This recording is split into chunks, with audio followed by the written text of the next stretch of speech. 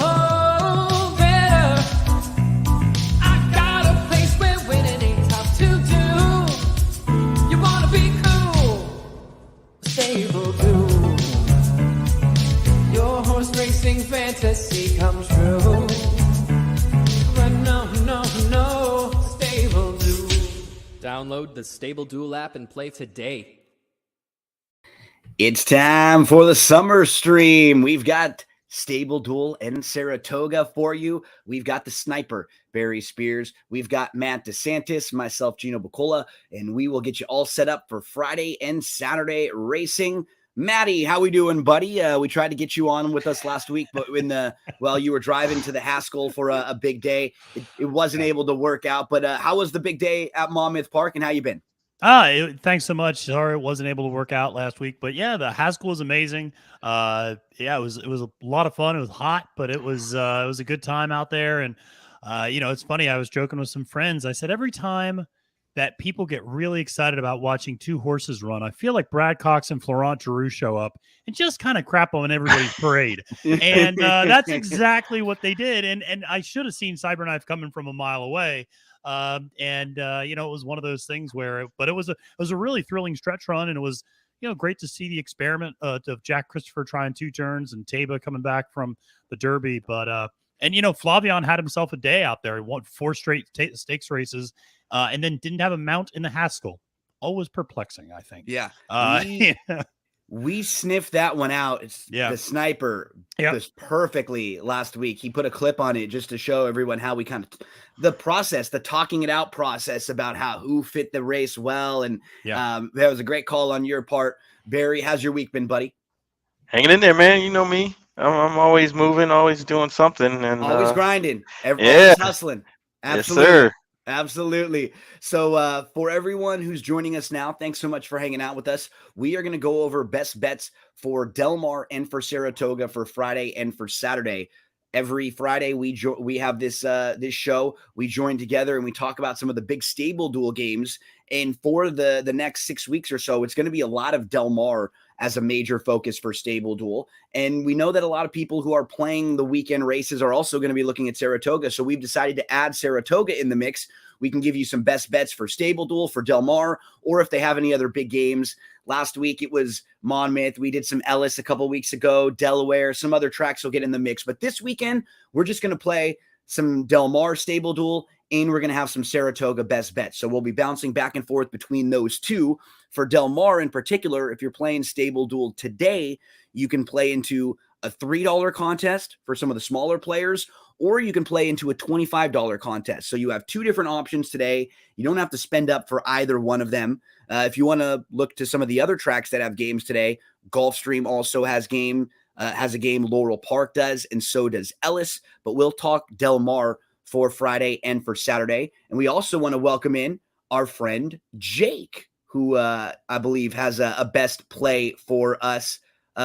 Jake's going to join us in just a minute or two. So we'll pop Jake in to say hello, and he can give out a best play or two for the weekend. Let's start, though, because Del Mar has a Stable Duel contest for Friday. So I figure we can maybe start with Del Mar for Friday right off the bat. And let's pop in our friend Jake right away to give out a couple best bets. He can come in and say hello for a few minutes. Jake from State Farm with Thrilling Picks. How we doing today, buddy? Hey, boys. Good morning. Good morning. Morning, Jake. Right. Well, thanks for hanging out with us. We know that you're usually hanging out with us on Friday, and you're always doing the play-by-play and keeping everybody updated as to what we're talking about. But what's on your mind this weekend? I asked you to come up with a couple best bets, maybe for Friday, for Saturday, Del Mar, Saratoga. Where do you lean for some of your plays this weekend? All right. So the notes that I looked at yesterday said Saratoga. So I just looked at Saratoga. Saratoga's fine. Yes. Okay. Right. So do you want to go Friday or Saturday? We're going to go Friday. Okay, cool. Let's pull it up. We're going to go to race number 4. Okay. Tell us who you're looking at in Saratoga's 4th for today. All right. So race number 4, the way that I handicapped it is out of 14 previous races that fit these conditions, right? Out of 14, half of those races were won by the horse that ranked in the top 2 for morning line odds. Considering today's scratches, which aren't out yet, but we have to assume that the probables, the 13, 14, 15, 16 go. Right. So that leaves us with the top 2 morning line ranked horses, which are number 10, the Clement horse, Tis a Pity, and number 4, Blame It on Mary. So stick with me, guys. So Blame It on Mary, the trainer, just has a very dismal record at Saratoga for these allowance races. So I put that aside. Now, Clement, he also has not won this type of allowance race at Saratoga. Now, here's the thing, though. His horse, Tis a Pity, the number 10 horse, has the best earnings at Saratoga because it ran here last summer. So that's the angle why this horse should some money. Win, right? Now, I'm not saying play the horse. I'm trying to figure out which horse could finish in 5th place or better, right? So looking at the inverse of horses that are not ranked in the top 2 morning line odds, I've worked out a few contenders, and here they are. So number 5, the number 5 horse, Lobin's Legacy. So the trainer, Jeremiah Engelhardt. So when Jeremiah Engelhardt runs horses coming from non-NYRA tracks in allowance races at NYRA tracks, in races with fields of 8 or more runners, when his horse has morning line odds of 6 or greater, he's finished in the exacta 50% of the time. His horse is at 15-1. So educate me if I'm misquoting. That's a $500 horse. Yeah, it's a stable duel, $500 type horse, exactly. And this is the type of horse who, for any person, and these are the type of horses that we like to give out always, because this is a game changer. This is a pick 3, a pick 4, a pick 5 game changer. This is an exacta trifecta game changer. This is a horse who winning or hitting the board changes anyone's plays for any type of exotic wagers that you're making. And I like the way that you play, Jake, because I've been sort of watching your tweets a lot through the first couple of weeks of Del Mar and Saratoga, and you'll present things like this quite often. Here is the horse who's taking some money. Here are a couple other options of horses who seem like they are pretty comparable, but are not taking nearly as much money. Right. Maybe there's not as much separation as there should be. That's a really good way of looking at it. That's a really good way of approaching things. Yeah, and I appreciate the 3 of you, because I'm learning from the 3 of you, but I also need your advice on how I'm thinking about this, because I am new to Stable Duel. Today is my first official Stable Duel game, because I've set up an emulator on my Mac so I can use my Android anyway. I'm getting lost in the details. Today's my first official game. Normally, I'm feeding my picks through a friend of mine. I'm not going to share his name because he wouldn't like that. But today's my first official game. So let me know if I'm thinking about this incorrectly. No, you're thinking about it perfectly. Now, and keep in mind, when we're playing Saratoga, unfortunately which is such a bummer, we haven't been able to get Stable Duel into NYRA quite yet. But for Del Mar, absolutely, we're going to be playing those contests later. But your approach, your reasoning is dead spot on perfect. That's exactly our approach for when we are breaking these races down. For here are some favorites, here are horses that make sense, but here's the next tier of horses who we like better, who are the horses you use, who are the horses you bet. You are spot on, my friend, with your analysis, with how you're thinking. And this is the exact type of horse who early pick 4, early pick 5 players, these are game changers. These are horses that help you in your Stable Duel lineups. Were there any other horses in this race that you were looking at in the next tier of prices? Go ahead. It seemed like you had a couple more. Yeah. 2 more. So again, with this train of thought, and I'm looking for your feedback, it sounds like I'm going in the right direction to find horses that are inexpensive. Yep. If it was a contest available on Stable Duel today. And my first game is going to be with Del Mar later today. So that's why I focused on just looking at another track. So again, with race number 4, Silken Dollar, same type of mindset, the number 8 horse, 10-1, it costs $1,000. It would have. And the reason being is this trainer, when he puts horses into allowance races at Saratoga for these conditions, 3 of 4 previous attempts, he's finished in 3rd place. That one out of 4 times, he didn't finish in 3rd, but he finished in 4th. So his number 8 horse, I think, takes on Luis Saez.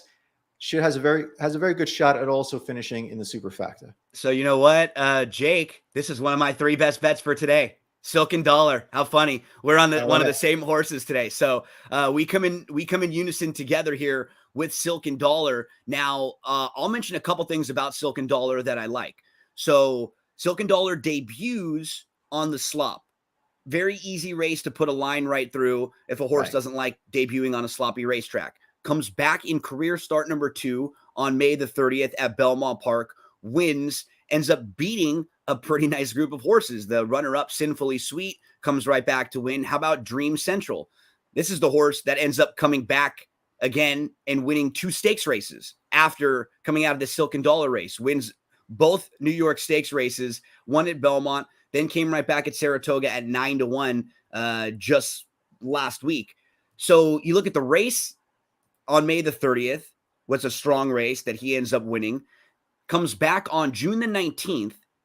And this race is a little bit deceiving because it's in the race behind Dream Central. It's in this stakes race. Dream Central ends up winning this race by like 5+ lengths. So when you dive in, or Dream Central ends up winning this race, when you dive in and look, the margin of defeat is not quite as big of a deal as it may look on paper. You go, oh, okay, well, Silken Dollar was defeated by 5+ lengths in here. You kind of dive into the race. On the cutback, this is a horse who makes a lot of sense here, Jake. Silken Dollar is one of my 3 plays for today. I'm glad you mentioned this horse. This is a 10-1 shot. This is the perfect type of horse we'd be using in Stable Duel. This is a horse who, you know, Silken Dollar wasn't the only one that came out of that race. Silken Dollar wasn't the only one, you know, a couple starts back who's been live. Look at Dream Central, who we mentioned. Look at the 8th place finisher, Galaxina, who comes back to win a stakes race over at Finger Lakes. That race is extremely live. I'm liking her on the cutback here. So I think you got one more to give us as a price play in race number 4. Correct. So this is really a bit more of a far fetch. It's number 3 horse, Flip My Lid. It has an E2 pace. E2 pace is the ranking that measures how fast a horse is running from the start to the second call, right? So it has that. It has a pedigree. Mike Mager does fairly okay in the allowance races at Saratoga. Not great, not terrible, kind of in the middle. The concern would be Tyler G on board for this race. It's not really his wheelhouse.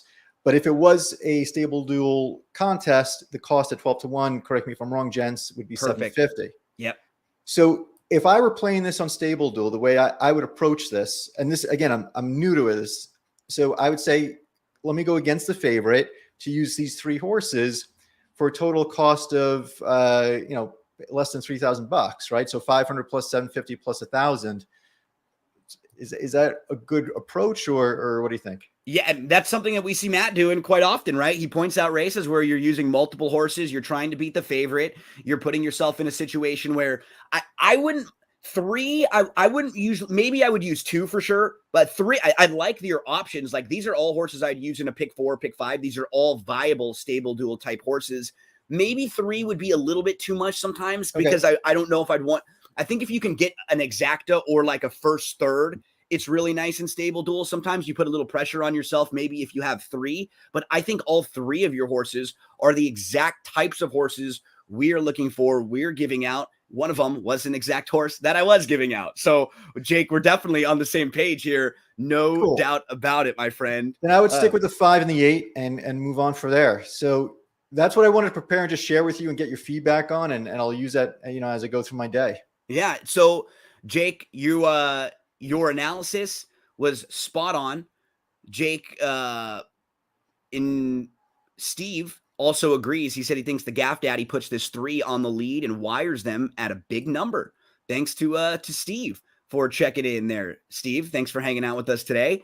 Jake, loved the analysis. Really big fan of following you because I like the process. Watching your talking it out process, your kind of tweeting it out process there. Tell us where we can find you and tell us more where we can find more information about all the stuff that you give out and what you're dishing out on social media.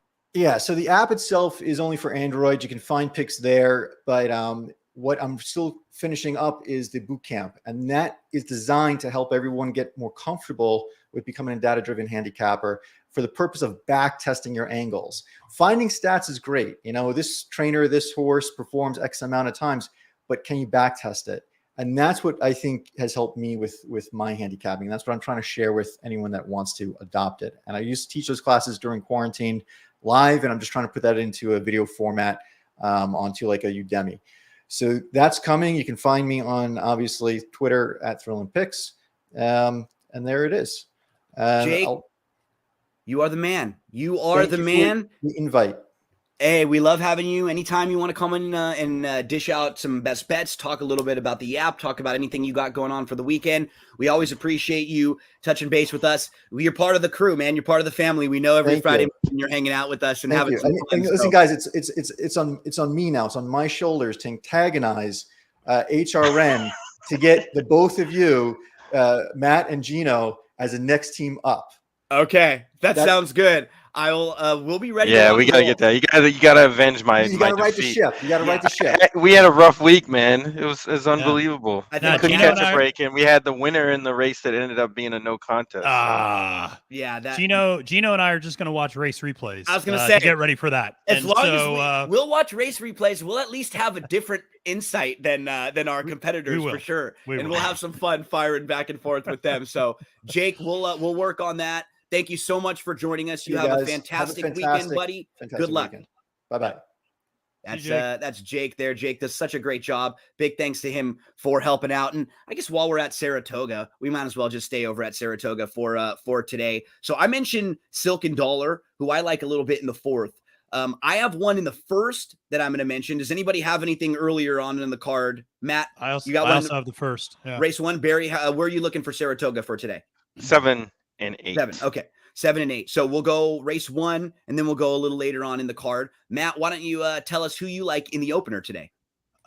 So in the opener, I like the other Chad, which is the number 1. Sorry, just pulling it up. I almost went here. Internal Capital. Internal Capital, yeah. This is a horse that's making the transition from turf to dirt. While we think of Chad certainly as a dominant turf trainer, he's doesn't have a shabby barn for dirt horses either. And this turf to dirt move actually is something that he has a lot of success with. 25% winning percentage when moving there, 27% maiden second starts. This is a Tappet colt. So, this is a horse that should like the distance and should like the dirt too. And so there's nothing in the pedigree to suggest that this is a turf horse that's, out of place on the dirt. The works actually look really good. Interestingly enough, if you take a look, Internal Capital works out with Golden Alchemist, the favorite of the Chad Brown horses, the number 2. But if you take a look on I believe their July 16th work, it looks like Internal Capital outworked Golden Alchemist by a pretty significant margin, or a little bit of a margin. And then they kind of worked identically the last time out. So, I know Flavion's, jumping off of Internal Capital and on to Golden Alchemist, who he also ran in his maiden. But I just think Internal Capital's got something here at 8-1. It's only going to cost you, it's Saratoga, so it's, not going to cost you anything on Stable Duel, but it is, 8-1. So if you want to use a Chad Exacta, which, come on, those things hit a lot up at Saratoga, it's not a bad price to use. And I'll be honest, I like what Manny Franco's been doing the Saratoga meet. I just feel like he's been a lot more aggressive, and I think coming out of that number 1 hole, even though it's not a sprint, he's just going to be a little bit more aggressive with this horse, getting him on the lead. So I like using the number 1 in this spot, Internal Capital at 8-1. Yeah, I almost mentioned this horse, and this would be a pick 5 player for me. Also, the horse who I like a little bit is the number 6, Bold Looker. So he debuts at Churchill Downs at the end of last year, going long, which is just never easy to do, right? First time out of the box as a 2-year-old trying to go long. It was a field of 12. It was a deceivingly good race. He kind of made a move into the race, and he was only beaten about 2 lengths. He flattened out a little bit after moving into contention.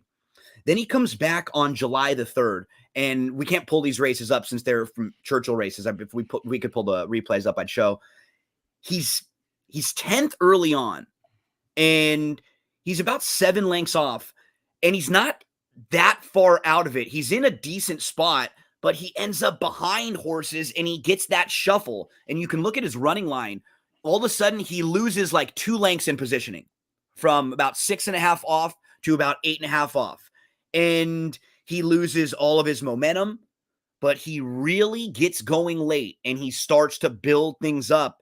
And you could tell he's making up a lot of ground, but he's still on his wrong lead while he's doing it, which I actually kind of like. I think that's kind of a positive because he's got a little bit more upside. He was still passing horses even when he was on his wrong lead late. Now, if he's able to straighten up a little bit, he could really have another gear and really pick up some horses. The 6th place finisher from that race has already come back to win a maiden special weight at Ellis Park. So the race has come back live. American Mayhem came back and won going long on the turf next time out, which shows that the race is pretty strong. The winner that day was a horse named Seal Beach, who had a lot of experience, who had put it all together. And it's not as if he was bad. He had been behind Epicenter, Dash Attack, Rattle and Roll. He faced some nice horses in his races. I think it's a good spot for Bold Looker. So he puts 2 starts together, which I really like. Second start off the long layoff. Now, I wanted to just take a little dig into his pedigree. His dam is unraced, but if you look at his siblings, so there are a total of 4 siblings that have raced that have won. If you look at Maryland Pride, a 2-time winner, both of this guy's victories were going long. You look at Keep the Main Thing. He's a single winner, lone winner. His victory came going long. Bold Looker, here he is. We look at the other runner in here, multiple winner, Publish and Literate. Look at his 2 victories. They are going long. Cat's in Charge. He's won 1 time. When did he win? Going long. So there's 4 siblings with a combined 6 races. Every one of them's wins are going long. This is a horse who they debuted going long. Now, after the 7 furlong race was a total prep just to get him ready to stretch back out. I think this was the game plan all along. This was the race they circled. Hey, we're going to prep for a race at Saratoga. Let's get a race under our belt at Churchill to really have us primed and peaked for that effort. I think it's go time for Bold Looker. Anything around 5-1 or over, I'll make a win wager there. I think he's really well spotted putting 2 starts together. So it's Bold Looker for me in race number 1. This horse is named after my friend Barry because he's a very good-looking sniper over there. Appreciate that. See? Yeah. Now I feel good. I feel good now. There we go. I'm okay. We'll be okay for the weekend. Thank you. Appreciate it. So that's race 1 for me with Bold Looker. Matt's got Internal Capital. We will try to get you kicked off with a couple winners right off the bat at Saratoga. Maybe some horses. I know who I'm going to play in the first leg of the Pick 5. Who's that? Both of your horses. You got it, right? Those two. Internal Capital and Bold Looker. Toss them on in. Matt, we mentioned the 4th. Where was my other play? Barry, you said you have 5 and 6. Nope, 7 and 8. And then I have 5 and 6. Okay, perfect. So let's go to race number 5. Maddie, tell us where we're looking. We're going to mile on the turf in here. Yeah, mile on the turf. I'm going to go with the number 5, actually, Gut Feeling. This is a maiden claimer 40. And the number 5 Gut Feeling is Morning Line 5-1. This is a horse that's got the 2nd best turf speed figures in the field. But if you notice, the number 10, who's the Morning Line favorite, Sweeping Giant, is coming back from a 10-month layoff. And so, just not sure what you're going to necessarily expect out of that horse. Obviously, a very talented Pletcher horse with Irad aboard, but still, you never know with that long of a layoff how that horse is going to fire. So the 5 Gut Feeling, like I said, it's been pretty consistent, turning in some nice performances. Also, a little bit of a class drop, going from maiden 75s at Churchill down to a maiden 40 here. So I like that. You also get Joel Rosario on the turf. Joel's been running really well at Saratoga, 23% early on. This horse just feels like this race might set up kind of nicely for him. I think the 6 is going to go out and flash speed, obviously, along with the 7. So you have some speed in front of this 5 who, can run into something. So this is a horse that might get bet down a little bit between now and the morning line. But I just, I know, Chad's got a horse in this, the number 2. Who's unraced and kind of making a debut. We'll see. But I just, this is also the 3rd off the form cycle for this horse. Yep. I also, I don't know. I like these horses coming out of fairgrounds over the winter as well. I've seen some good things coming out of those turf races at fairgrounds. And we've talked about how the turf at Churchill has been a little funky. And so we'll just any have to horses see, that didn't but I just don't know what to take off of any of Yeah. those Churchill races, right? I- I- Positively or negatively. Exactly. So, like I said, at 5-1 on the morning line, I just feel like this is a horse that again should be included in a pick sequence, and might end up getting bet down. But even at 7-2, I would take a win bet on this horse. That's gut feeling. Always got to go with that when we're playing the races out there. Your gut feeling. 5-1 for Matty. That's in race number 5, and he's got one right next door in race number 6 as we navigate our way through the Saratoga Friday card. So Saratoga does not have stable duel games, but Del Mar does. We'll jump right into Del Mar following this and give out some plays that you can use in your stable duel contests, or if you're playing pick 4s, pick 5s at Del Mar, we'll give you some price plays over there. Matty, who are we looking at in race number 6? So this is this is probably my favorite Saratoga play today, which is the number 8, Quick Chaos. Going off at 6-1 on the morning line. There's a lot of things I like about this. First, this is a horse that's getting the blinkers out at this time. I like that. This is a horse. I mean, the running line is kind of a little misleading. He wasn't bumped that hard at the break. It wasn't that bad of an effort in his first time out. But you could tell the horse would definitely benefit from blinkers. Just to stay a little bit more Kinda engaged. green. And yeah, just very green. And Jorge Abreu is a trainer that I tend to trust in this spot. With putting horses in a better position second start. A lot of these horses in this race ran against each other in that June 24th Belmont race. So it is about who's going to progress the most next time out. Here's the other thing I look at. In these types of 2-year-old races, they're often sprints because they're just starting to teach these horses how to stretch out a little bit. I tend to look at horses that are actually bred to sprint versus horses that are going to eventually need a lot more distance. Yep. And Quick Chaos as a horse, unified as a sire, is much more of a sprint sire. 18% dirt sprinters for winners versus 9% dirt routes. So this is a horse that is going to do better at a shorter distance. You look at some of these other horses, their pedigrees would suggest they're going to do better when you get them all going 2 turns, when you get them stretched out over a mile. So I like the fact that this is a horse that's kind of bred to be a sprinter, getting the blinkers put on, going to show that speed, and just like the way this horse has kind of worked out nice and easy since coming out of that June 24th race at Belmont. So 6-1 in the morning line. I just think this is a horse that gives you a little bit of value in those juvenile races. Quick Chaos for Matty. I like this one also. Should take a nice step forward. Second time out. Lots of little fix-its there. You got the blinks on. Like you said, it wasn't the worst trip in the world, but it wasn't the best start for a first-time starter. One that could be a little better. Johnny V keeps the faith. Lots of positives for Quick Chaos in race number 6 today. As we move right next door to race number 7, it's the Curlin and Sniper. What's a little bit of a bummer is that, if you could put the Curlin and the Jim Dandy and maybe the Haskell together, damn, we get ourselves a good race. Great race, yeah. Right? Everybody you want to see, it'd be a mini derby again. Yeah. But unfortunately, those 3 races are separated by about 7 days. And so you have some of the horses who maybe not quite as proven end up in this race in the Curlin, when a few of them might have normally taken a shot in one of the other tougher races. So let's talk a little bit about this Curlin stakes here, where we have, a couple of familiar names towards the outside. Creative Minister, who we saw in the Belmont, Be Better, Artorias. Those 3 to the outside will probably take the bulk of the money.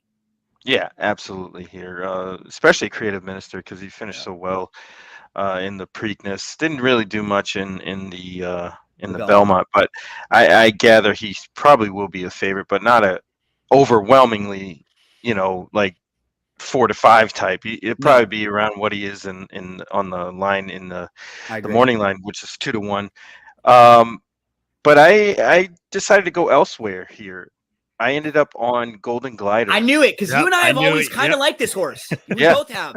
He ran into some issues at Tampa. I had pretty tough trips against good company. If you look at his past performances, he broke his maiden at Woodbine, then came to Tampa and won easy in a high level kind of optional claimer. Then in the San Davis got in some trouble, but see the horses he got beat by. He got beat by Classic Causeway, who was a Grade 1 winner twice. Zandon in the Bluegrass, who is also a Grade 1 winner. And then finished second behind We the People, who probably would be, favored in this spot. Both of the Tampa races are sneaky too. He ran a very little good bit better races, than they yeah. may have looked on paper. Like he did have a little bit of trouble. You mentioned then all of a sudden and in those races, he is progressing, right? He is Absolutely. improving in each race from the Sam F. Davis to the Tampa Bay Derby. Then he comes back in the Bluegrass and he's behind Zandon, Smile Happy, and Emmanuel. I mean, those four horses are just better than him. He comes back again. He's behind We the People, who gets the lead on a sloppy racetrack and just goes. And yeah, I mean, it's just a perfect spot for him because this field isn't anything that he can't handle. There's nobody in here that's overwhelming this field. I think the outside horses, the 8 and 9, are probably going to have to go to the lead. I don't believe the pace will be that quick. However, I think it's going to be closer. Golden Glider is going to be a lot closer than he has been in the past because this pace scenario is a little bit kind of murky. I mean, AP Secret can go, but I don't think they're all going to run that fast early, and that'll actually help Golden Glider stay in the race. Game. Yep. Right, exactly. Mm-hmm. So given that he can finish just as good as Creative Minister, so I'll take a shot at 8-1. I agree. I think it's a really good spot for him. It's because there's no Creative Minister, sure, but nobody is overwhelming. There aren't any monsters in here. This is a really nice spot to get a confidence building, good effort from him. And if he is in that like 6-ish to 1 or above range, he's the play for me. Yeah, mm-hmm. I like that. Golden Glider in race number 7 for the Sniper. And Barry, you got one right next door. Is that right? Yes. Right. We like to connect them. Yeah, the like doubles. Always go straight doubles. I've got one in the 9th to finish us up. Barry, tell us about race number 8. It's a optional claimer, 62,000 non-winners of 2, 5.5 on the Mellon Turf course. This is a really, really tough race. But I think I zoned in on a horse that'll probably get a good trip. As you can see, there is a lot of speed in here. You can even start from the outside with Noble Emotion has some speed. Chuck Willis has to go. You have horses inside, Much Better, who has some speed. XY Speed clearly has speed. And even the rail horse, Lyrical Poet, it's just, might be the speed of the speed. Yeah. But I anticipate a really, really quick pace. And I ended up on Dancing Buck. Now, if you go back to his April 17th race of 2021, he sat a little bit off the pace in a six furlong race at Aqueduct and ran on pretty good. Then he kind of progressed on the turf a little bit, started showing a lot more speed, and even last time won at Belmont on June 16th showing speed. But I don't necessarily think he's going to need the lead, especially with the jockey switch to Rosario, who's a lot more patient. He was down on the inside last time out too, right? The last 3 times he's forced his hand. He had so to you got to go a little bit more. Yep, absolutely. And I love his draw here. I think he can be close enough to the pace that he'll get first run, and he'll be able. He might have to hold some horses off coming from the back, but I still think he's going to be in the right spot at the right time, and at the wire first. Dancing Buck. I like this one quite a bit. This is a good call here, Barry. And anyone out there who wants to maybe laugh at me, you can go on to Hulu and check out Chuck and Buck, the movie that I'm actually in. That I'm 12 years old and I'm in that movie. I have a couple speaking roles. This was when acting was a big part of my life, but it was a decision I had to make because like anything you're doing, if you want to be good at it, you have to go all in, right? And so I was 12 and I loved a big sports fan. I played baseball, basketball, football, soccer. I was on multiple teams from my school and then on the city teams. And what ended up happening is I'd go, they'd call my dad and tell my dad there was an audition that I had to go to. My dad would come and take me out of school, which was fun, right? You get to come take me out of school and take me to an audition. But the problem was I'd have to miss a game.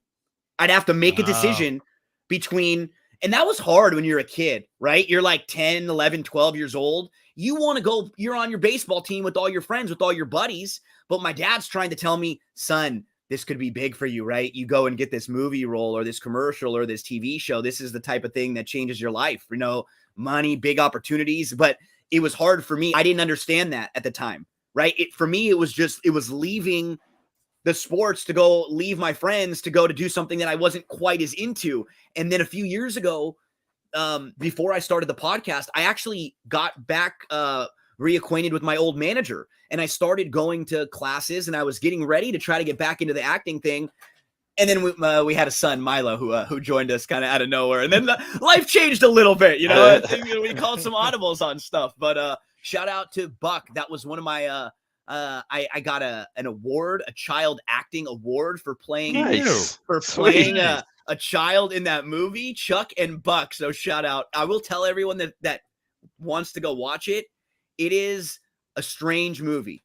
It's here's Steve. Steve wants to snipe this 5-6. It's a love story between a guy, two guys named Chuck and Buck that were childhood friends. And when they grow up, one of the guys is still infatuated with his childhood friend. The other guy has moved on. He's got a wife. He's got like a life.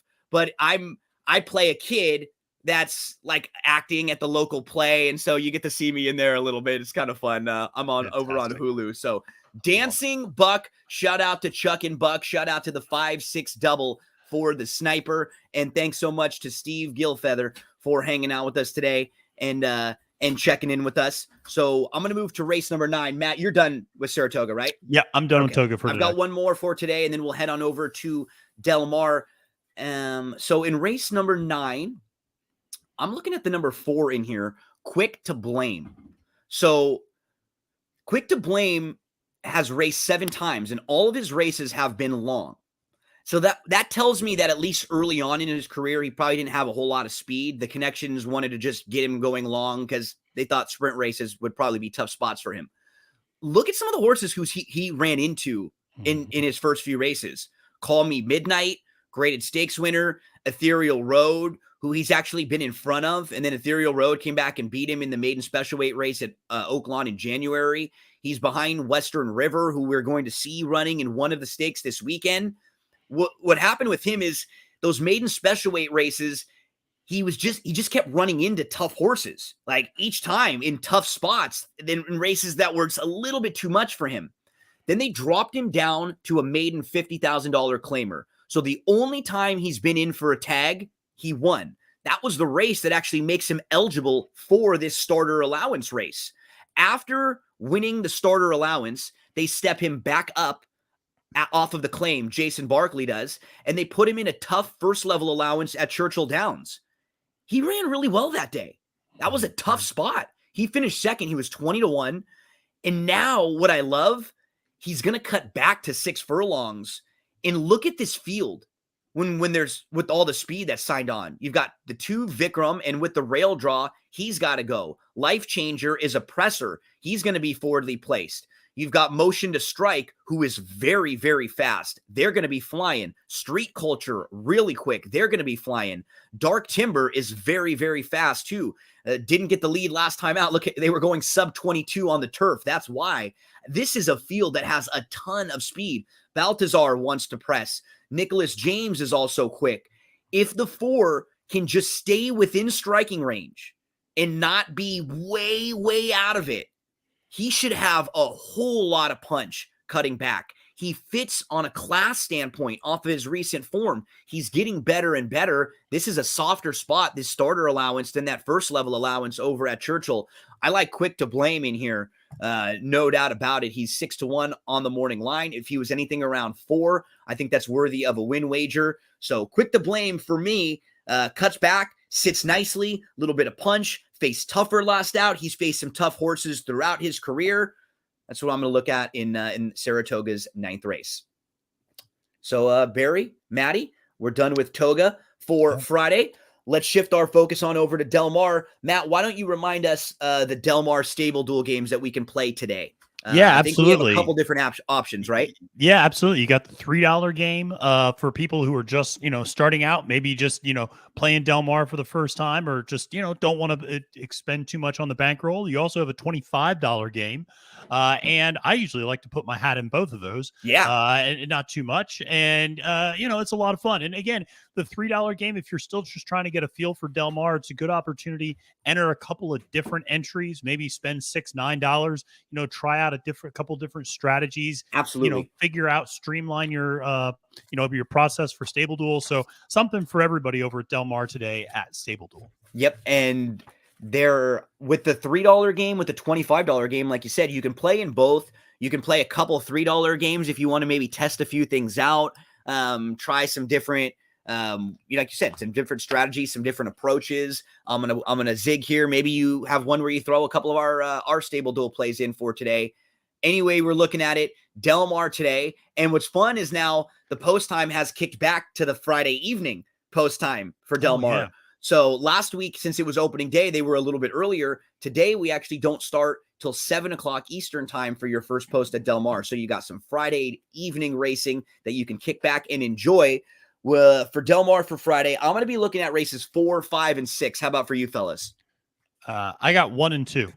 3, So, 5, and 6. Oh, so we'll be Ooh, all throughout the all card. right. Beautiful. Maddie, you should- start us. We should in put race- together a pick 6. I know, I was gonna say. At least a pick You 5, know right? what? Early You pick know 5. what? Yeah, early I pick like 5. I like that. How about one of these Yeah. next week? One of these weeks coming in, I'll put up the cash. I'll put a ticket in for the three of us with some of our plays, and we'll sort of do that. We'll kind of look and see a couple races. If we have a same horse, that can be an easy single for us, right? Or a race where we can maybe double up.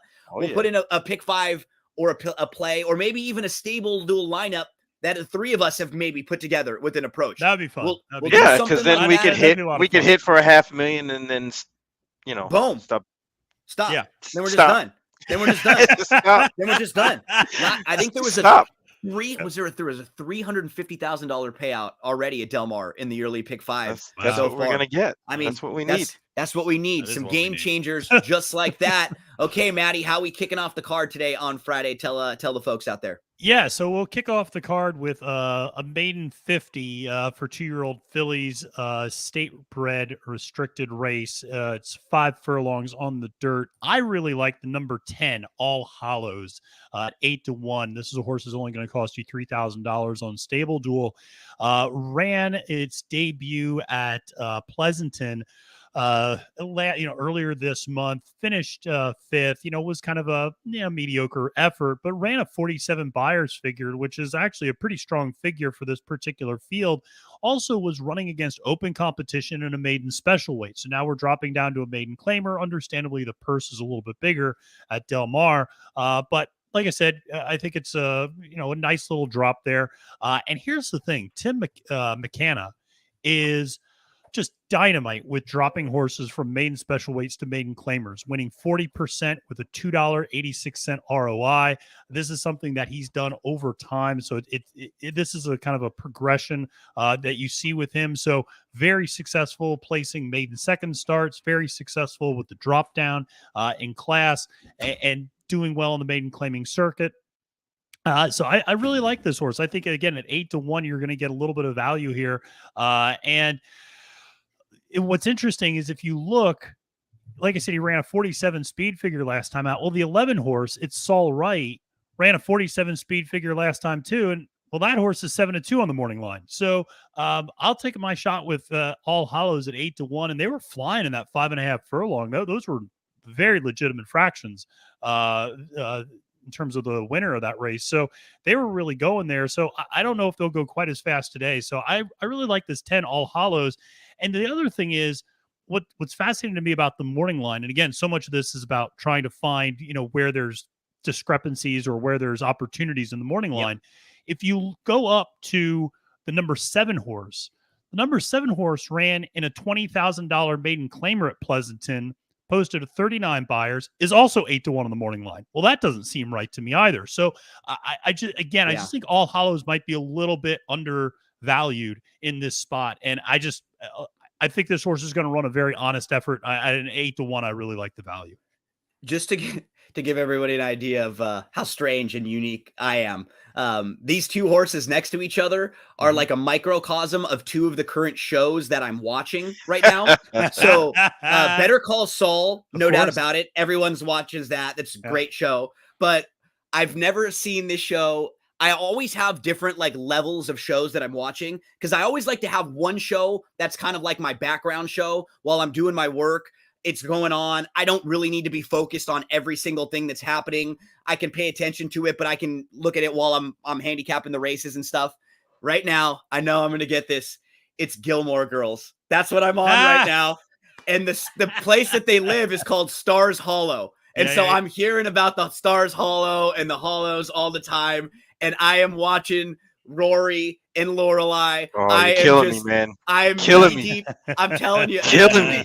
If you give me a setting with like a high school themed setting and the high school drama, I'm just a sucker for that. I am all in. 90210 would be acceptable. 90210, the OC, anything high school-ish. There's one on Netflix called All American that's really very good. Friday Night Lights. Saved by the Bell.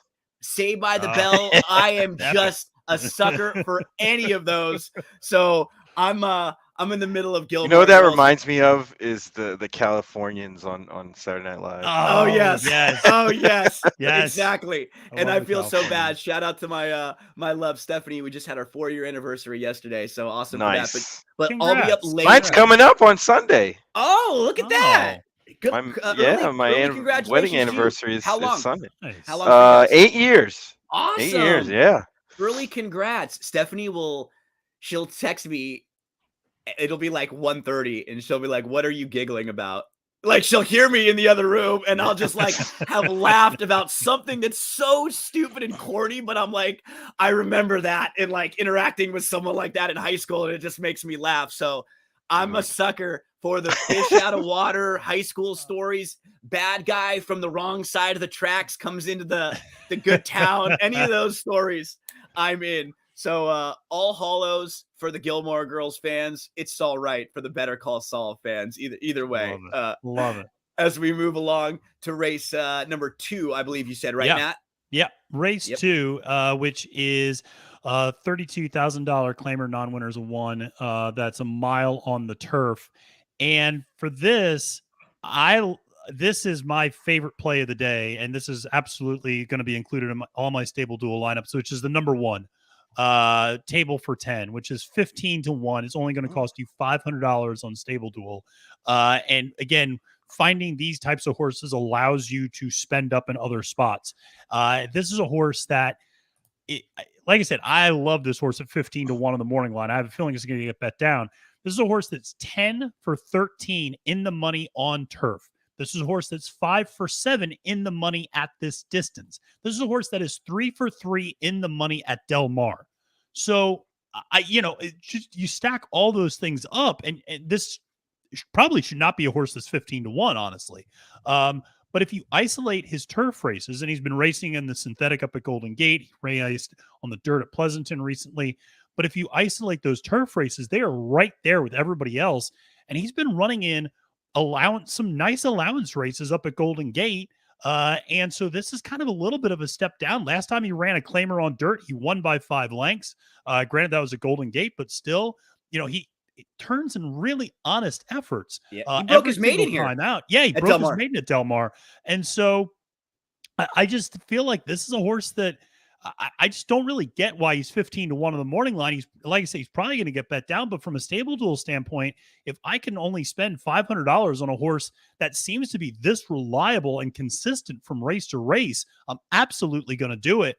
And so this was one that just stuck out to me as just a really strong stable duel play. And again, gives your stable so many more opportunities later on in the card if you want to go and spend up in other spots. Again, you're going to have to double up in several of these races because there's only 8 races on the card. So hitting that exact in one of these races, maybe going with a long shot and a favorite, those are, things you can do. But table for 10 for me was just a kind of an obvious play for stable duel. Yeah. I like this one too. This horse should not be 15 to 1.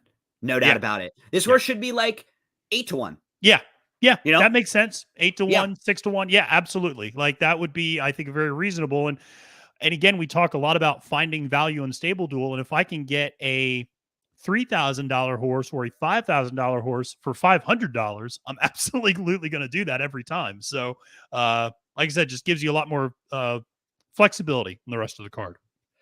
Oh, good old Jake with the Gilmore Girls gifs and memes. Barry's getting in there with the 90210. Let me say this, I even didn't mind the 90210 reboot, which nobody liked. Nobody liked it. I was still okay with the reboot. So Because that they were like shows a you. million. They were like a know. million years old in the first place. I know. And then I they know. remade it. And they were Andrea was 200 30 playing. million years old. Andrea Zuckerman's 30 years old in real life playing a 16-year-old girl on TV, you know, and Yeah, now she wasn't fooling anybody. No, she was not. She was not. Shout out to Jungle Boy, who is an AEW, Matt, AEW wrestling. Jungle Boy, Jack Perry, Luke Perry's son.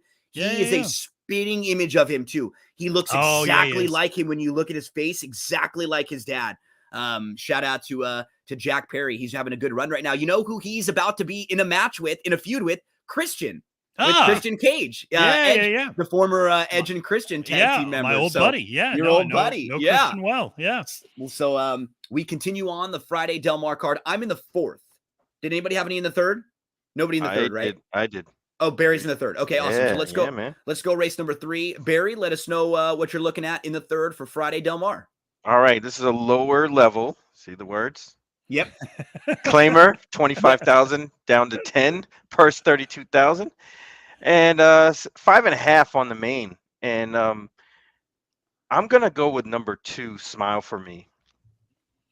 If you look at that, this is what every guy has ever said to every girl on TV, right? This is that like smile for me thing, you know? Like I can say I feel bad for girls because I've worked with some of them and I've been sitting right next to them and I've seen this happen when why don't you smile a little bit more, you know? And the girl's looking at him like, why don't you just shut up? You know, like shut up. This is that. Yeah.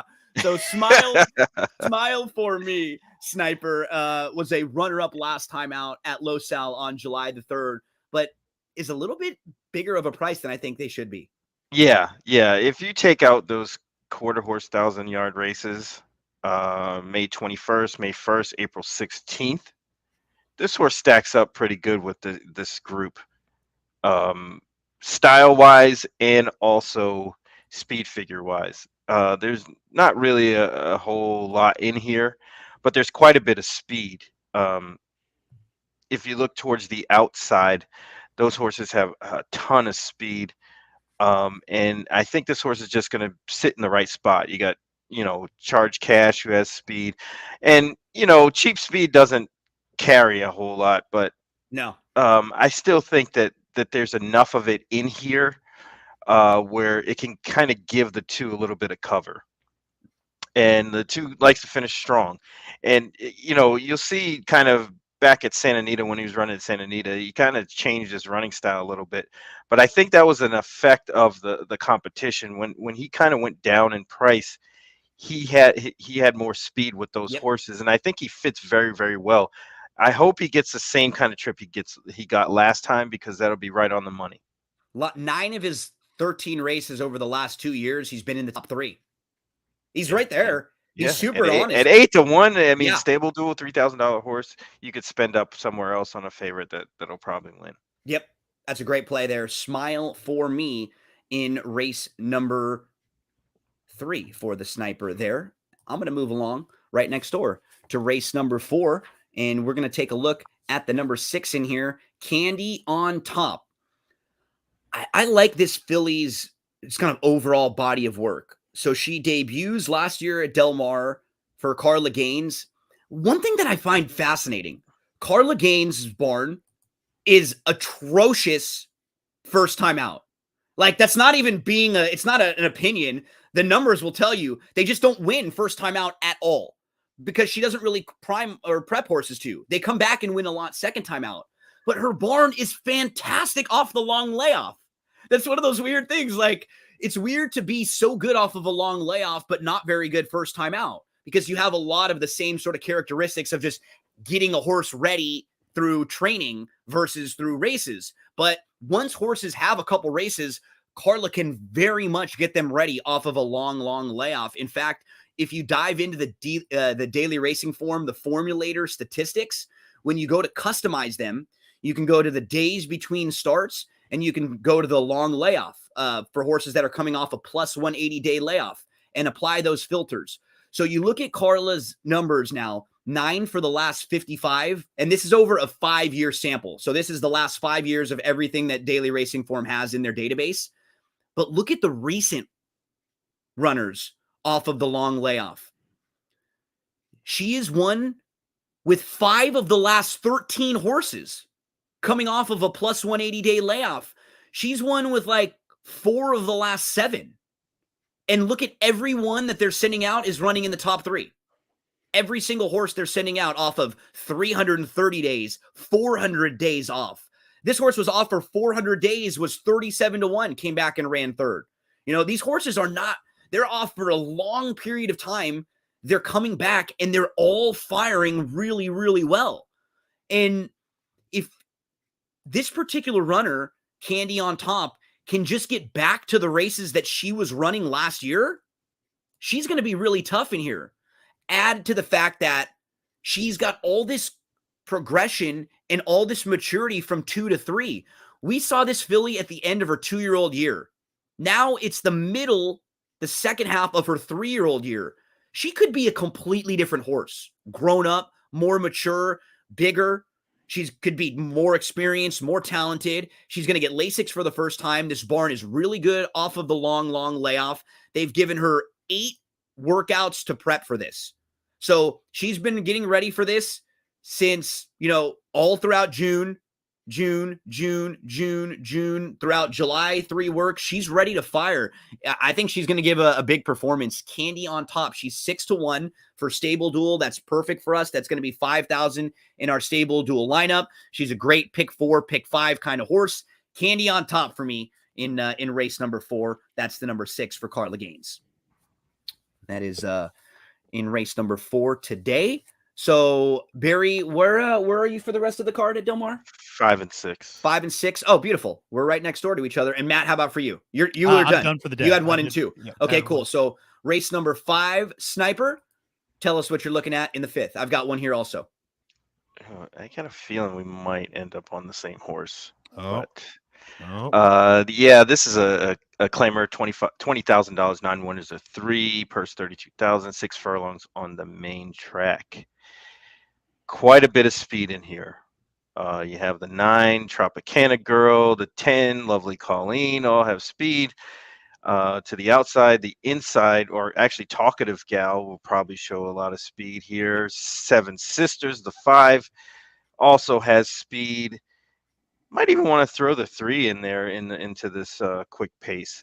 Yep. Which leads me to my pick, number 1, Red Hot Lass. Nice. Kind of right place at the right time kind of horse. These horses are all kind of mediocre, hence their lower level claiming price. But consistency and an ability to kind of close in a race like this makes all the difference. And I think Red Hot Lass has that. Barn does well with these types. Tim McKenna might have a good day today. Yeah. Hopefully for us. Yeah. I'm very interested, and we mentioned this last week, in the McKennas.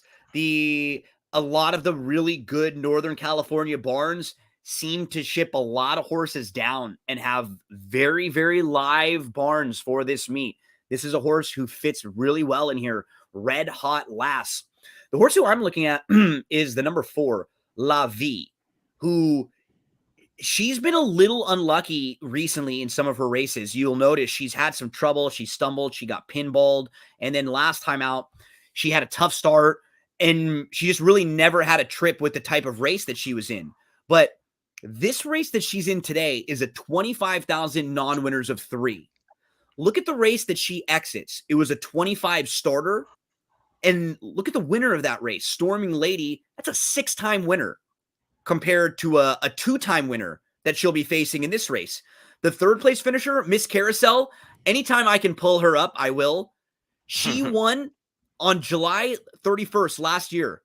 I've never bet a horse that was bigger odds than this. I bet $20 to win on her. She was 78 to 1 and she won. She I was remember. actually, when I bet her, she was 20 to 1. And it was one of those things where I bet her with like 4 minutes to post. She was 20 to 1. And then I look next and she's 40 to 1. And then she's 60 to 1. And all of a sudden she's 80 to 1. And she wins. And I was going nuts. But she's actually, she's nice. Like, she's not bad at all. She's a small stakes winner at Turf Paradise. And those starter allowance races are way tougher than a 20 non-winners of 3. And just like Barry said, there's a lot of speed in here. I don't think she's going to be on the lead. I think she's going to be best suited to sit. She's got some versatility to her. I love Leonard Powell. I love a filly, in particular, a horse like this. She's a mare now. Look at her, like her running lines. She was off from April to September.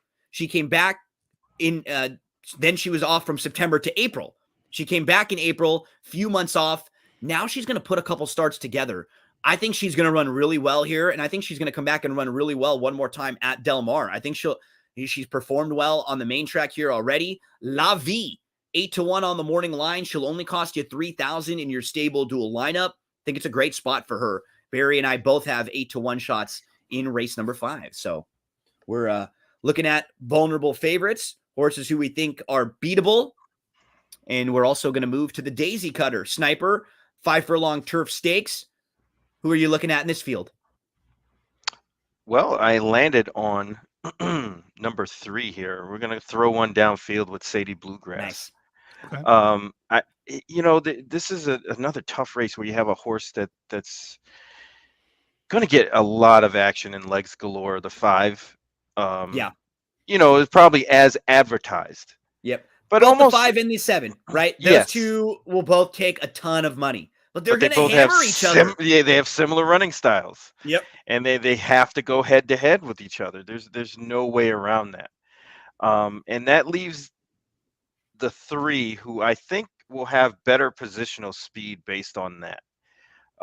This horse doesn't really, I don't really think this horse really wants to lead, but ends up on lead. That's okay. And I like the fact that she's going to be close up with a hot pace at a short distance. So if you look at her last 2, and one of them was a minor stake at Golden Gate on April 30th, she kind of came off the pace that day, which tells me this horse can rate, obviously. Yep. Even a lot more than what her previous races were, because she was sitting second a lot in a lot of these races. Even in at Santa Anita, she was sitting 3rd early and then kind of got checked and got interfered with and ended up being placed upwards a little bit.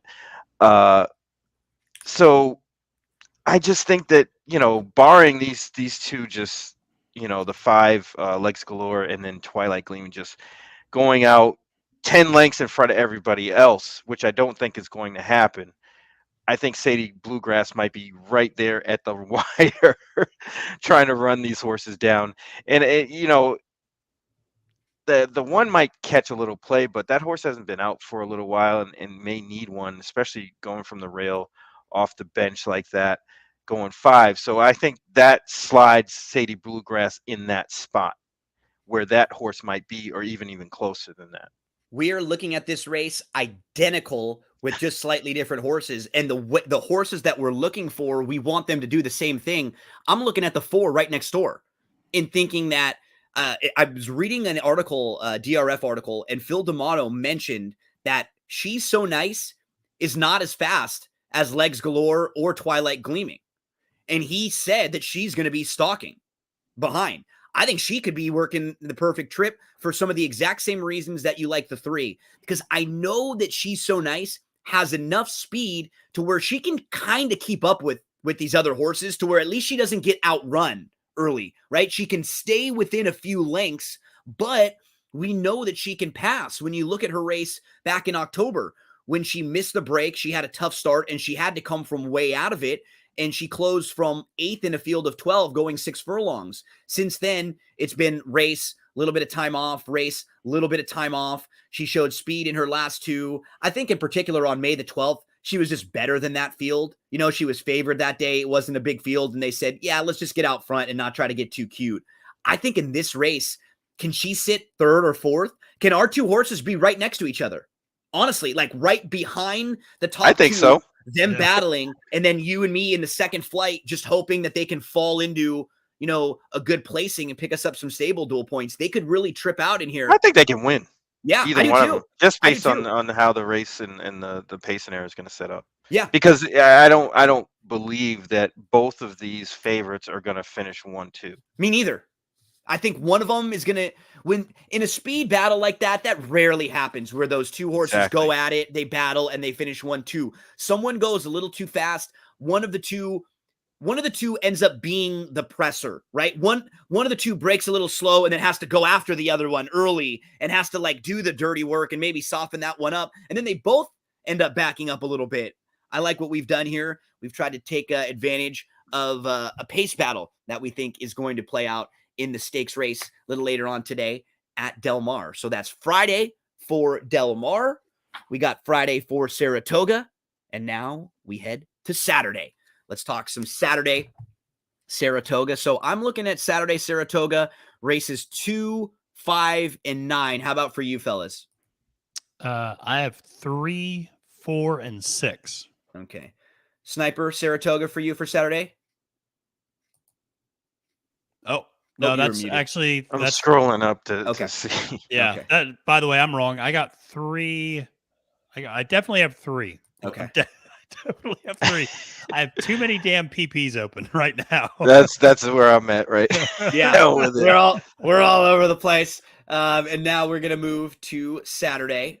So I think I'll I start. have 2. I have race You're- 2. Okay, awesome. I'm in I race have, 2. I have 3 and 4. I'm also in race 2, and I will say in race 2, woo!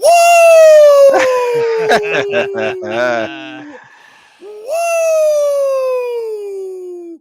Jet flying, limousine riding, kiss stealing, wheeling dealing, son of a gun, kiss every girl, even that fat one over there, Ric Flair. Woo! Ric Flair. To be the man, you've got to beat the man. And on Saturday at Saratoga in race number 2, Rarefied Flair is the man. I'm going with Rarefied Flair in race number 2. How about one more? Woo! I love me some woos. And a major shout out because on Sunday, this weekend, it's actually Ric Flair's last match. final match. It's scheduled. It's a big 7th pay-per-view. final match. It's 12th final match ever. It's scheduled to be a tag team matchup with him and his son-in-law, who just married his daughter Charlotte, Andrade, and they'll be facing Jeff Jarrett and Jay Lethal. So what's great is that when Ric Flair was a little bit older and he was wrestling for TNA, Jay Lethal would do these really funny, like, make fun of mimicking Ric Flair scenes where he would do the woo and Ric Flair would do the woo, and they would just go back and forth for minutes. Woo, woo, and Ric Flair would say, "You can't do me, you can't do me, no, no, no," and he'd get all mad and he'd throw, and it was just fantastic stuff. So Rarefied Flair on the weekend that Flair is going to be on pay-per-view wrestling for the final time. Let's talk a little bit about this runner, Rarefied Flair. He's going to step foot on the turf for the first time. And his dam actually... Wait. This is who you're picking? Rarefied Flair. Because that's who I have. Oh, there we go. Beautiful. So we're both on the woo with the train. I like this horse. The debut we'll talk about in just a minute. But when you dive into the pedigree, the one thing you notice immediately was his dam was all long on the turf. She broke her maiden long on the turf. Everything was long on the turf. All of her success was going long on the turf. And what I like too, I know it doesn't really matter, but when I see that the horse's dam or sibling won at Saratoga on the turf, I kind of like it, right? It's like, oh, they actually won on this particular, like at Saratoga too. Then we look at Rarefied Flair's race, and we can't pull up the race because it was over at Churchill. I watched it though. It was good, right? It's sneaky. It was absolutely good because he ran twice in the Yep. race. Yep. You know, he got backed up and then ran on again and picked up pieces for fourth, and looked like a horse that really didn't want to run on the dirt. And he was exactly what you were saying. He's in between horses and he's ninth, and then he gets backed out of a spot, and then all of a sudden he's backed all the way to last. Like it happened twice. Just like you said, he gets backed out, and then he start of like he's sitting okay, but he ends up getting backed up again. And now all of a sudden he's dead last, and he really got going late. He showed some very nice late energy. Rarefied Flair now stretches out, tries the turf, showed you how good the dam was on the grass, and that was one going long on the turf. I think this barn will have him ready to rock second time out. So we're together. Rarefied Flair, Barry, you and me are going to be strutting on Saturday. We're going to be doing the strut. We're going to be the elbow drops like Flair. We're going to lock in the figure four. Rarefied Damn right I'm going to be doing that. Woo! One more for you there for Rarefied Flair in race number 2. So Maddie says you're race number 3, right? 3, 4, and 6 for you at Saratoga. Yep, that's right. Okay, tell us who we're looking at in race number 3. Yeah, so race 3 is an allowance, starter allowance 50,000, a mile and an eighth on the dirt for 3-year-olds and up. And I really like the number 4 here, Full Moon Fever at 6-1. This horse will cost you, well, it won't cost you anything again on Stable Duel. But I'd still like this horse a lot, even if we're not playing Stable Duel at Saratoga. Damn New York legislature. Anyway, but part of the reason I like this horse so much is this is a horse that's got really good distance pedigree. First of all, the only time this horse ever ran a mile and an eighth, broke its maiden by 17 lengths. That'll do. That'll do at Aqueduct. And so this is also a horse whose sire, F&X, gets better with distance. This is a horse that, is 18% producing 18% winners on dirt routes. Some of the horses that have actually stepped up to a mile and a quarter or longer have done quite well also for, those progeny. So certainly has the pedigree to suggest that continuing to stretch this horse out to a mile and an eighth or beyond is actually what this horse wants. Going 2 turns seems to be what this horse wants. This horse does have a little bit of a tendency to kind of, finish third a lot, certainly, but always runs an honest race and does seem to be improving the last few times out. So I think this horse is kind of peaking at the right time. A lot of these trainers are getting these horses ready for Saratoga because it just means a little bit more to win there. And so I just think it's 6-1. You're getting some nice value on a horse who I have zero questions about the distance, will absolutely get it. And can, it has, I think, really nice tactical speed to be able to be versatile enough to sit wherever is going to end up being best early, and then has decent late speed. And again, with that pedigree, should just be picking people off as they tire down the stretch. So at 6-1, I like Full Moon Fever in race 3. One caveat is the outside horse, Wolf County, scratched out of today's 7th. And we'll interesting. Okay. So we'll run. Yeah. So we'll run here. So that's a good point. Yeah. That's a good point. Very good point. Yep. The number 4, Full Moon Fever for Maddie in the 3rd. Matt, I think you got one right next door in race number 4, right? Yeah, I'm trying to be Barry. I'm trying to put them back to back. Great doubles. Yep. Exactly. So in the 4th race is maiden claimer, 40,000 for 3-year-old up fillies, 5.5 furlongs on the Mellon Turf Course, and I'm going to go to the number 4, Travaise, 6-1 the morning line.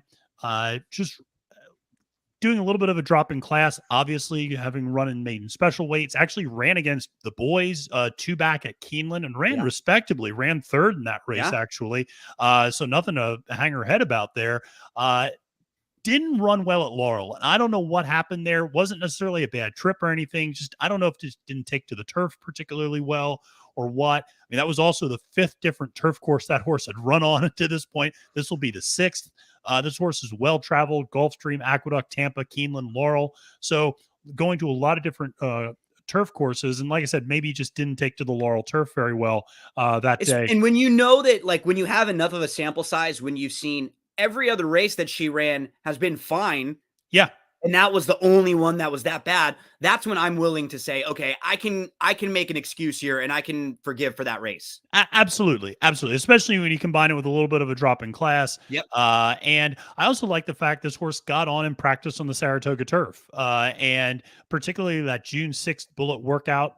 Really love that. The 48 and 4 furlong work on the firm turf course. So like seeing that this horse kind of has gotten acclimated to the turf up there a little bit, getting Ricardo on the ride.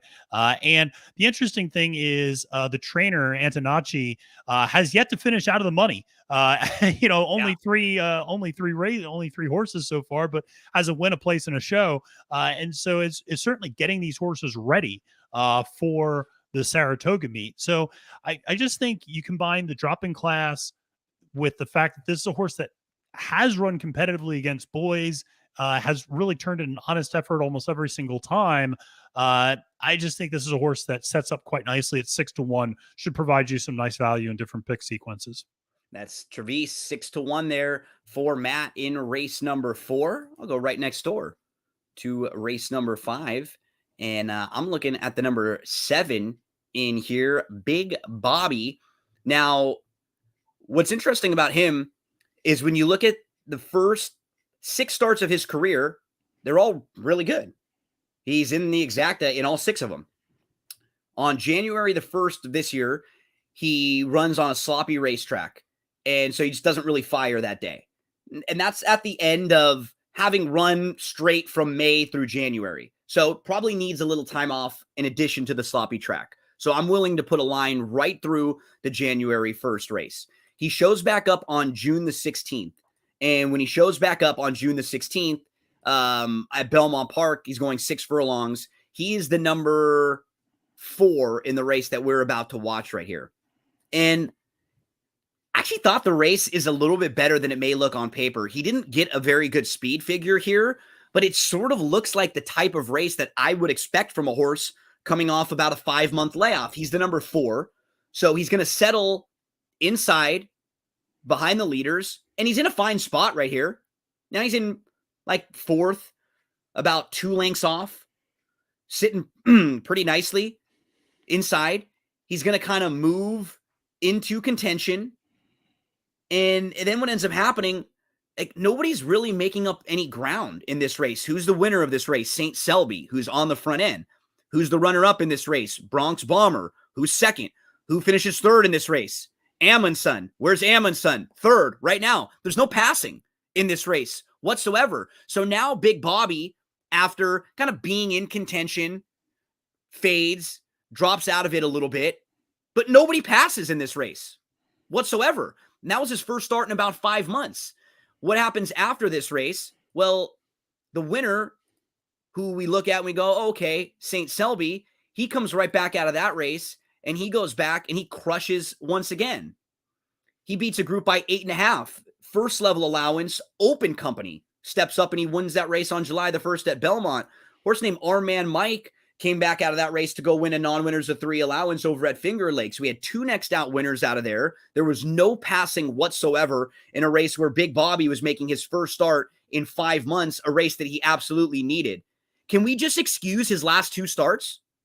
Because if we can, and we can get back to any of the form from last year, which include good races at Saratoga, I think he fits really, really well. And he's a 10-1 shot because of those last 2 races, where if he was running without those 2 races, just off of his form from last year, he enters this race at like 7-2 as a major player. Yeah. Now, maybe he's going wrong. Like, he's off form right now. Maybe he throws in another clunker, but you know what? We're going to get 8 or 10-1. It's going to be worth our chances based on odds, taking another shot on Big Bobby here. So Big Bobby for me in race number 5. I got one more play in the 9th. I know Maddie's got one in the 6th, right, Matt? And then Sniper's also in the 9th with me too. So Big Bobby in race number 5. Let's go to race number. This is like I got the Big Bobby Brown over at Louisiana Downs, right? And then I got Big Bobby here. So shout out to Bobby, who was the inspiration for our Stable Duel theme song created by Joey Cleveland. Of course. You always got to give Joey dulcet tones of Those Joey Cleveland. soothing sounds And of so, Joey Cleveland. So we'll move to the sixth race here at Saratoga on Saturday. It's a $115,000 allowance for fillies 3 years old and up. It's a mile and a 16th on the inner turf. And for me, this is one where I go to the number 6, Wicked Groove at 6-1. And there's a lot of numbers I'll just throw at you really quick here. First off the claim from Rob Atras, hitting at a 24% clip, getting Flaviana board on the turf. I'll take that all day. This is a horse that is incredibly competitive. 10 for 14 lifetime in the money with 5 wins. On the turf is 7 for 8 in the money with 4 wins. At this distance is 5 for 5 in the money with 2 wins. So you add all those things together. It's a lot I think you have to like. This horse has actually been running in tougher spots, has run in some stakes races, some handicaps recently. And if you look, the last time this horse ran in kind of allowance on turf, won easily. So I just think this horse at 6-1 gives you a lot to like. And again, is a horse that runs really honest every single time out and gets its fair share of wins. Obviously, some of those were at, what we might consider secondary tracks, but, still racked up really good performances at Parks, at Tampa, at Gulfstream, at Monmouth. So this is a horse I think is going to fire. Atras gets those horses ready to go up at Saratoga. Everybody remembers Maracuja last year, but, he gets these horses ready for this particular meet. So I like Wicked Groove at 6-1 to give you a nice bit of value in this race. I actually had an opinion on this race, even though Yeah. I didn't officially Please. make it a selection. Missy Greer, I think might be lone speed here and could shake loose, even though, haven't been out in a while. He's training pretty good coming into this spot, and I don't see a whole lot of pace. This horse might get a favorable setup. Missy We like especially. that horse going into the Black-Eyed Susan. I remember we talked about Yes, her. indeed. Yeah. And Kendrick Carmouche is aboard, who's very capable with speed horses. Another horse who, what I like that you mentioned about Wicked Groove, which I agree, is that sometimes when you see horses that come from like Parks or Monmouth and Tampa, they won't get bet as much. Exactly. Because people will see those tracks and think, oh, maybe this horse isn't quite as good. Maybe the same will happen with Blissful, who comes out of a Canterbury Stakes race. She's legit, though. She broke her maiden at Saratoga, and she had like real trouble. Those Canterbury races were very, very strong, too, so don't think that they came up weak or anything. She's an interesting horse, too. So a race where we're all thinking there could be some prices here with Wicked Groove. Blissful was one. Missy Greer won for Barry mentioning. That's race number 6 on Saturday. You know what's crazy is the camera work at Remington and Canterbury make those horses look like they run 1,000 miles an hour. It's crazy. Oh, I know. And they, most of those horses aren't running that fast, but they sure as hell do look like it on there. They look, I was gonna say it's like a Mighty Mouse kind of thing where they're going a little bit faster than they should, right? Yeah, it's like, oh wow, they're flying around there. As we head on over to race number 9, at least worth mentioning, the 8th race is the Vanderbilt, which Jackie's Warrior will be a heavy favorite in there. Yeah, he's just going to be really tough to beat, and I'm always trying. I couldn't really find anyone in this race that was like up to his level. But in the 9th race, we've got the Jim Dandy. In the 9th race, we've got a couple really good 3-year-olds. I think we ended up on the same horse. I was going to say there's only 5 horses, and I think we ended up. We got to be on the same. It's not. Let me say this: by process of elimination, Barry and I are. It's not the 2, 4, or 5. It's not the 2, 4, or 5 because of those. And it's so Tawny Port, baby. Tawny Port, no doubt about it. Doesn't he feel like he's going to get the trip in here? Like absolutely, he could get a perfect trip because I mean, honestly, if you look at his past performances, they're not too far off of Zandon's. No, not at all. They, body of work wise, they're kind of the same. And he's a little bit quicker than Zandon, just tactically. He's got a little bit more positional speed than Zandon does. And I cannot imagine, in my head at least, for me, if I'm riding or part of Epicenter's connections, I'm telling them, hey, we got to go after this horse, right? We can't let early voting get away from us. He got away last time out. He got the jump on us in the Preakness. and we weren't able to get there. We have to be right with him. Let's either be on the front and make him pass us or be right on his flank, and we cannot let him have an easy moment. So if Epicenter and early voting are really focused on each other, and those two are worried about each other, I'm looking for the horse who can sit right behind them, and we both think it's Tawny Port. Yes, indeed. I Yeah. mean, you nailed it. That's exactly what I was thinking. Yeah, you got to think Epicenter has to go, and he's probably going to be a little bit on the muscle anyway, since being off. So, that might be to his disadvantage with a horse like early voting in this race. If it was just him and Zandon, then I think the Epicenter would be 1-5 in this spot. Absolutely. But even the one will have to show speed. I think the one's going to have to get up and go. So it ends up being a kind of a rider's race. But I think Tawny Port's the right horse at the right time. I say that an awful lot, though. Yeah, we do. No, we got Irad sitting in the trip here. In a small field like this, I think this is the play. In late pick 4s and pick 5s and late exotics, Tawny Port for me and the Sniper in the Jim Dandy. So that is Saratoga for Saturday. Let's shift on over to Del Mar for Saturday. Now, I did see our friend Steve asked, who does he think is going to go off as the favorite in the Jim Dandy? Oh, that's a good question. It's a good point. I'm not entirely sure. I think Epicenter, but we'll see. I would say early voting. You think just on a little recency, maybe just bias. Some recency. Yeah, I mean, I think it's between those two, obviously, and I think I'd maybe lean Epicenter just over like the overall body of work, and maybe there's a little more buzzy, but I would not be shocked if it was early voting. They're nice quality, and they should be, right on top of each other. If either one of those horses has a 2-length lead early, I'll be surprised. Yeah. It would be surprising because it would really hurt the other's chances by letting that horse, either one of them, sneak away. So, yeah. Steve, thanks so much. Keep checking in with us. Keep asking questions. Keep sharing your opinion as we head to Del Mar. So, where are you looking at Del Mar, Matt, for Saturday? And then Sniper, where are you looking? I'm looking at 5, 6, and 10. Okay, I'm in 5, 8, and 10. How about for you, Barry? I think I'm in 4 and 9. Okay, so definitely 4. We're Saturday, Del Mar. We're in race number 4. Thanks so much for hanging out with us. Hey, Matt, there everybody is. I see Hey. everybody's face again. Hey, there we go. Hey. Hey. Let's Souvenirs here. Hey, souvenirs. There we go.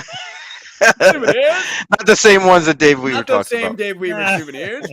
As we pull up Del Mar for Saturday. Matt, why don't you remind us what Saturday Del Mar contest we have that we can play into? Well, that's a great question. And I was pestering one Bree Mott yesterday about you know what? So they're up on the app right now. They are. No, they're up too. Yeah. So really they're identical to the Friday contest. So there's a $25 and a $3. Yep. And again, great opportunity. If you hit one of the winners in the $3, take a swing at the 25 on Saturday. But like I said, something for small dollar, something for big dollar games. There is a limit to 3 entries in the $25 game. But again, gives you plenty of opportunities to try different things out, try to hit big. So I think a $2,000 pot in the $25 game. Okay, let's go to race number 4, I believe, for the Sniper. Tell us where we're looking in the 4th, my friend. Sorry about that. I was on mute. No worries. Yeah, this is a interesting little sort of race. And I'm going to just take a look at the conditions here real quick. Now, it's a 32,000 non-winners of 2, which is kind of on the higher end of things, I guess you could say, but they're just not winning a whole lot as far as, for the level. I ended up on number 4, Wedding Groom, at 12-1. This horse has some races that go back to at a higher level than a lot of these horses. If you go back to March, February, January 2021, racing in optional claimer $50,000 races and very competitive. Kind of spiraled a little bit, kind of went off form, was claimed in April of 2021 and kind of fledgled, and then they finally just turned him out somewhere. Comes back June 12th on a turf race, which I don't think this horse wants any part of the turf. And I think it was just to get a race into this horse. Now dropping down slightly, and then, going back to the dirt, I think is key. This barn does very, very well with turf to dirt runners in a pretty decent sample size of 52 horses. 29% with a $2.22 ROI, which means there's some big prices in there.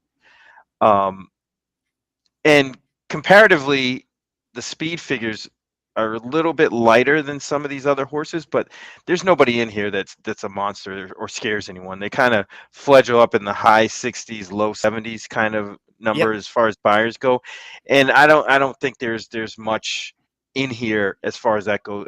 And with the slight little class edge, I think that gives this horse an in on the win spot. I agree. Second off, the long layoff looked like they were priming for this spot. Get the race under your belt here, and then you come back and you've got a big race to fire at Del Mar. Wedding Groom, the number 4 for the Sniper, 12-1. So if you're playing Stable Duel on Saturday at Del Mar, this horse will only cost you $750. A very, very affordable play for Stable Duel. I've got one right next door in race number 5. Okay, Maddie, go ahead. Where are you looking in race 5? And so race 5 is a 62.5 maiden claimer for 3-year-olds and up, mile and a 16th on the turf. And I'm going to go with the number 6, Mow Them Down. That's a horse that I think is interesting from the standpoint of looking at how this horse responded to getting stretched out. This horse ran a bunch of turf sprints and was fine. But then really once this horse started going 2 turns on the May 13th and June 5th, you saw the 2 best buyers figures by far this horse turned out. 70s buyers figures in both of those. Really strong efforts, a third and a second in those as well. Then kind of just stayed fresh, ran at Los Al on the dirt. I think that's kind of what Doug was just doing, was keeping this horse kind of in a groove and a little bit of a monthly routine to make sure it had some seasoning. Comes back in now, gets back on the turf at Del Mar. I think this is a horse that's kind of finding itself as it's stretching out. It's a horse that does have early speed, but has, and does tend to fade a little bit down the stretch. There's a little bit of speed in this field, certainly. But I think this horse could, this horse has demonstrated the ability to sit a little bit at times. And I think that's really important. And so if this horse can just sit second or third, I think that can make all the difference in the world. So I'll take a shot with the number 6, Mow Them Down in the spot. Well, you said world, and that triggers me to head to mine. Mitad del Mundo, middle of the world here, as I'm looking at the number 11, who's going to be making career start number 4. Let's kind of look at his pattern a little bit. So he debuts against maiden specials. He didn't run that bad that day. For a barn who's really not like one that cranks them first time out, and he had to go long first time out, he's only beaten 3 lengths. The race has come back pretty productive. We've seen the 3rd place finisher, War at Sea, come back and win. In fact, he's won 3 straight races, including the Cinema Stakes last time out. Win the Day, who was in there, has come back out of that race to win a maiden special weight. And since then, he's been in 3 consecutive stakes races. In fact, he just finished 3rd in the Los Al Derby most recently. So that was a strong race that he debuts in. He comes back in his 2nd start. He goes up to Golden Gate. He is on the synthetic. He's live that day. They actually put him right on the lead. He opens up a couple lengths. He just sort of tires, because I don't know if that's really the way he wants to run. But they thought he was live because they put him right on the front end. And the horse who beat him that day, Chief Wild Eagle, came right back to win his next start. And then Chief Wild Eagle finished 3rd in the Alcatraz Stakes, was only beaten 3/4 of a length that day. He's pretty nice. So in his first 2 starts, he runs in really tough groups. Then he's off from April to June. And in this June race, I thought it was a little bit deceiving. So he's the number 8 in here. And he's kind of close up early on. And he's in the 2nd flight. He's in between horses. So we'll see. He's the 8 horse right here in the 2nd flight, in like the gray silks here. He's kind of sitting in 4th, 5th right now. He's in a pretty good spot. You have the 3 horses that are in the top flight, and then he's right in the middle in the 2nd flight. So he's not too far out of it. Unfortunately, that positioning kind of hurts him because he's completely buried. I hate that spot when they're in between horses in the second flight. It's Like awful. where are you going to go? He's got nowhere to go to the outside, nowhere to go to the inside, and nowhere to go in front of him. So he has to just back up a little bit. And now all of a sudden, because he was forced to back up, now he's lost like 2 lengths of positioning. And now again, he's ready to run and he wants to go again, but where's he going to go? Right up, if he goes, the horse is to the outside, he can't really get up in front of them. And you're sort of in a tough spot. So this was, his first time dropping in for a tag. He ends up losing this race by 8 lengths. But even right here, the 8, he's in the gray. He's like 3rd at the top of the lane in striking range. And look who wins the race. The winner wins this thing by 5. He actually runs a little bit better than it may look on paper because he's like in contention with the rest of the field. It's just the one horse that runs off and wins. Look who finishes second. That was the horse who Matt was mentioning. And now, you have the horse who I like, who's a couple lengths behind, but maybe a little sneakier, maybe a little pricier, maybe a horse who, people aren't going to be using on their radar because he was beaten 8 lengths. But when the winner wins by 5, are you really going to hold it against him all that much? Second start off the layoff, second time against claimers. I think he's got a big race to climb back to. Just a little step forward there for him. Mitad del Mundo, the number 11. I might be inclined to take a flyer on the 4 Maynard in that race. Yeah. Okay. I have a lot of success with horses that, I've mentioned this before with the buyer pattern. When they run a similar number than their highest number at 2, there's usually an improvement after that. Another so lead. This horse, right, exactly. So this horse came back off the layoff, ran a 61 going shorter. Stretching out is even better too. I'll give that horse a shot in here. We continue along to race number 6. I think you said you have race 6. Race 6, Matt, right? Yeah. Race 6, which is a maiden special weight, $80,000 for 2-year-olds, 5.5 furlongs on the dirt. And this is one where I'll give a little bit more of a price here. So I like the number 11 Odonata at 10-1, only going to cost you $1,000 in stable duel. This is a horse I thought ran perfectly well last time out. Posted a 58 buyer's figure, finished 3rd, but finished kind of right behind the first 2. Finished in a dead heat, and so kind of finished right behind them and was 7 lengths clear of the next horse. For Doug O'Neill, getting the blinkers put on is a pretty successful move for O'Neill. First time blinkers, 19% winners with a 235 ROI. Yeah. So you have to like those statistics. This horse, we talk about this sometimes, going from the inside to the outside. I love it. This horse should not be, first of all, 10-1 is a little high. This horse should be 5-1, right? Yeah. It should be a 5-1 Yeah, that's shot. exactly what he's going to be. Yeah. This is a great find, Matt. Yeah. So, this, I like this. The other thing I'll say is the Dam, making a point, produced 27% dirt sprint winners. This is a Dam who's really had a lot of success and with keeping these really successful dirt sprinters. So I like seeing that, and I just think this is a horse that, again, going from the inside to the outside, the pace should set up much nicely because this horse clearly has tactical speed and good tactical speed. Yep. And to be able to use that from the outside now, rather than having having the issue forced on the inside, being able to figure out where it wants to sit and kind of position itself. I really like this. And, I think you can also take advantage of the fact that, there's a Baffert horse that's going to take on a ton of money, who's running for the first time. And there's a lot of first timers. I like to bet on horses in these spots who have run before. Exactly. Gotten something out of their way. Even though that first trip was not that bad, still just gets the experience, gets all the jitters out of the way. Now we're going to be able to run a little bit better. Let the other horses have that first green experience. Now you're sitting in a much better spot. So for $1,000 on stable duel, I really like this play. Yes. Yeah, this is good. It's a good find here. Donta, that's in race number for race number 6 at Del Mar on Saturday as we continue along through the Del Mar Saturday card. So I've got one in the 8th and the 10th. How about for you, Barry? I think I'm in the 9th.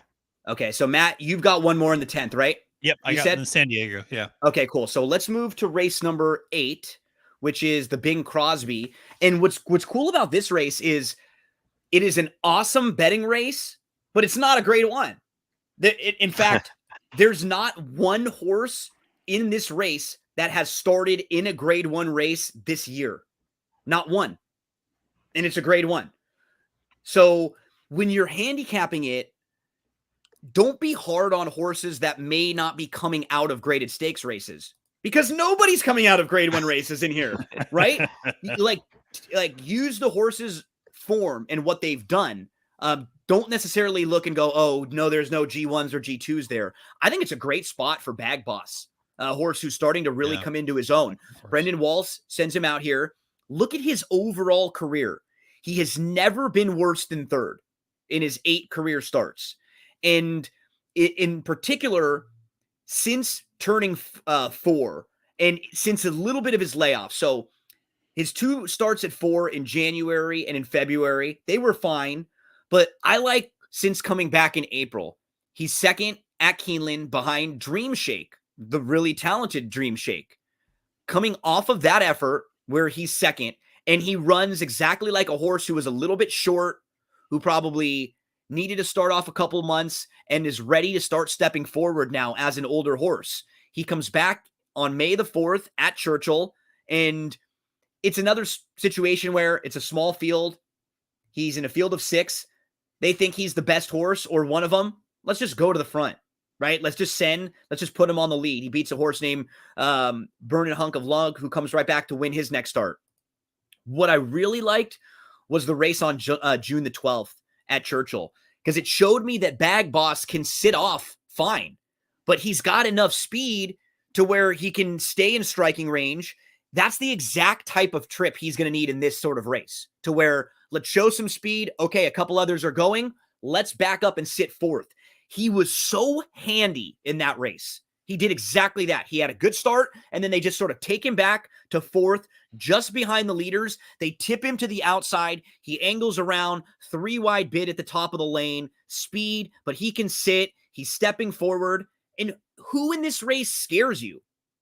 There's nobody that's overwhelming, at all. You've got the only, Drain the Clock is the only horse who's run in a grade 1, and that wasn't even in the U.S. this year. It was in the Golden Shaheen, and it was in a group 1. Everybody else has been legitimately, upper allowance, smaller stakes type horses. I actually played American Theorem last time out. I thought that was a great spot for him. That was one of my greatest Twitter calls of all time. I got a bunch of buzz off of that one, but I don't know if the race is going to shape up as well for him, because that race looked like there was a little more speed on paper. It's just nobody in here that's like a real grade 1 type horse right now. I think it's a good spot for Bag Boss. And Stable Duel at 8-1, he's only going to cost you $3,000 in your Stable Duel lineup. So that's for me, the number 3, Bag Boss in race number 8. Let's. One thing I did notice about that race is please do. Diamond Oops runs better with Lasix and without. Yeah. Yes. So he's and coming not back getting quickly. Lasix, right? But not getting Lasix might be the demise For him. Yep. Yeah, I mean, you can see every time he's got Lasix, he runs a way better race. And unfortunately, that won't be the case for him, wheeling back very quickly. That's the Bing Crosby. That's race number 8. But I believe we have some thoughts on race number 9, which is a mile on the turf, an optional 40 first level allowance. Is that you, the sniper? Yes, absolutely. Okay, let's talk and about. And I kind of have 2 picks here. Okay. Because the horse I ended up choosing as my main pick is the 6 Goliad.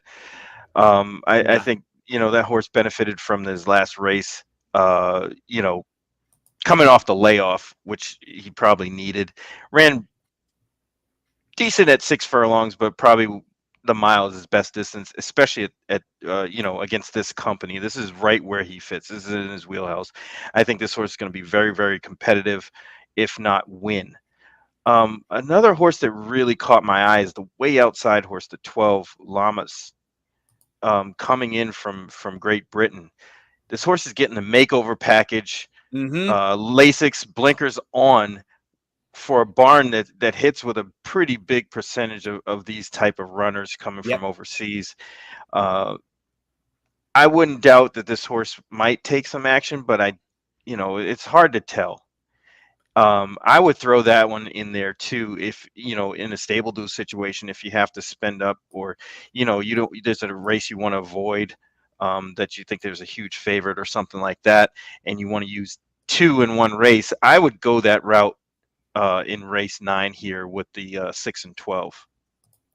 Llamas and Goliad, and in watching Goliad's race, I thought the exact same thing too. He sort of looked like a horse who needed the race. You need the race, running out there. Absolutely. He really did. I'm expecting him to take a big step forward. You'll probably get a little more speed from him. These are both major pick 4 players. I always like to mention, if they do go too quick, our friend Liberal will probably be pretty consistent. He'll save all the ground and he'll come running. He's actually gotten really sharp lately. You just know what you're going to get from him. He's going to save ground. He's going to make that run. And when you say Liberal, you have to say it like that. You have to say Liberal. You have to say it just like that, as if it's a negative word that people have tried to use and spin negatively. Like the word is definitely not a negative in any way, shape, or form. Liberal. As we move along, I'm out. I get that a lot. I'm in California. I'm a crazy liberal out here. As we move to race number 10, it's the San Diego. Matt, you've got one in the San Diego, right? Okay, yeah, tell us who you're looking at. First of all, let me just say this is a great race. It is a good. You know what? And you were mentioning this too. Like, I think it's very fair. No, we don't ever try to BS anyone here. We don't ever try to sugarcoat anything, right? There are some weekends where it is hard for us when we're playing Santa Anita to find horses that are 5-1 for what we do here. Like it's hard. And you know what? In the first couple weeks of Del Mar, they have had some fantastic cards. They really have. We don't know if it's going to sustain, but you know what? Let's give them credit where the credit is due. So far, early on, they have had really good cards, and this is a strong graded stakes race. It is, and honestly, to me, it's a grade 1. I mean, I know it's a grade 2, but I think the competition is certainly grade 1 worthy.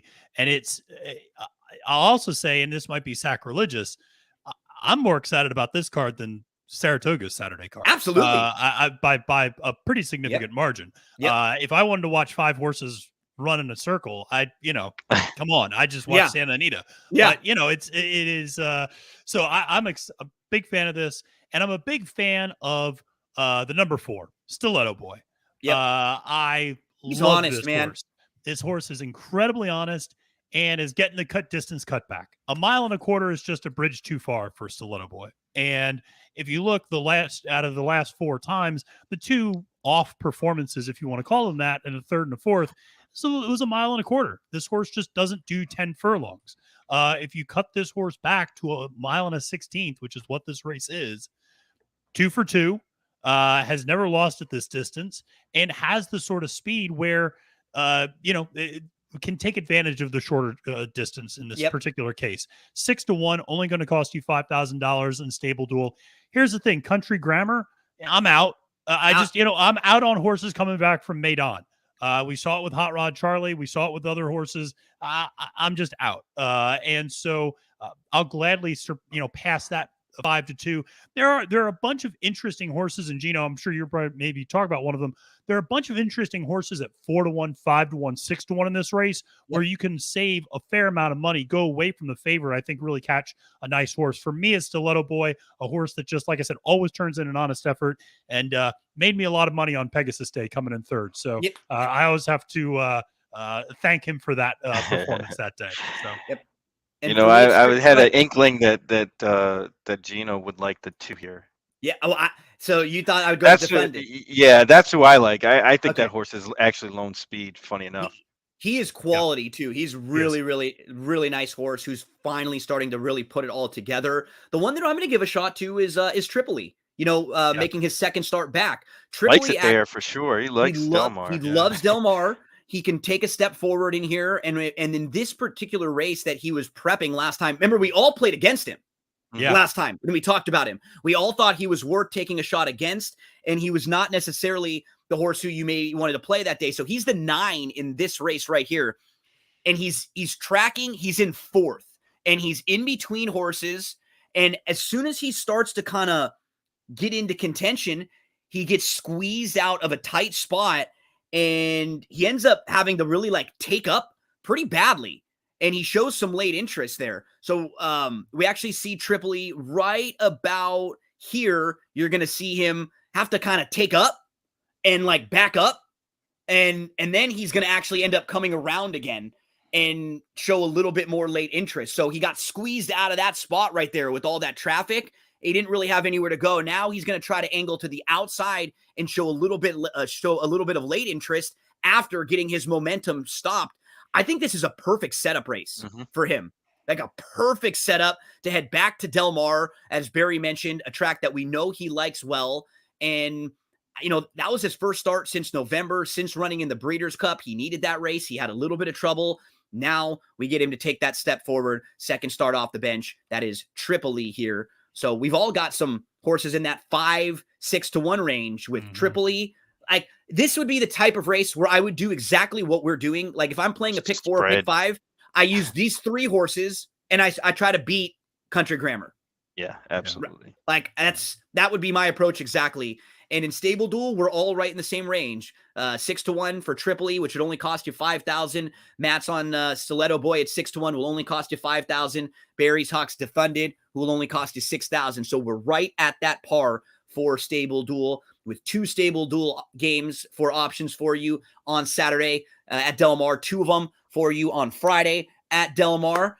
Fellas, this is a lot of fun. I mean, when we're talking Del Mar and Saratoga, we could sit here and go through the full cards. Oh, yeah. Every Friday, Saturday of all of them, and then which we basically almost did. We're coming up on 2 hours. I know. Now, so awesome stuff. Matt, it was great to have you back after last week where you were driving and we weren't able to make it work because it just doesn't feel like the full team without the 3 of us. It doesn't feel. You're right. It does. We miss you. We miss you here when Barry's gone. Triangle offense. We need it. We only had 2 pieces. It was a triangle line. We're the tripod. We got easy to defend, right? We got a little easy. Exactly. After like the first quarter, Barry and I were playing the 2-man game, and then all of a sudden they knew what we were doing. We were doing the give and go. They started defending us. Now we needed Matt there to kick the ball out to a little bit too.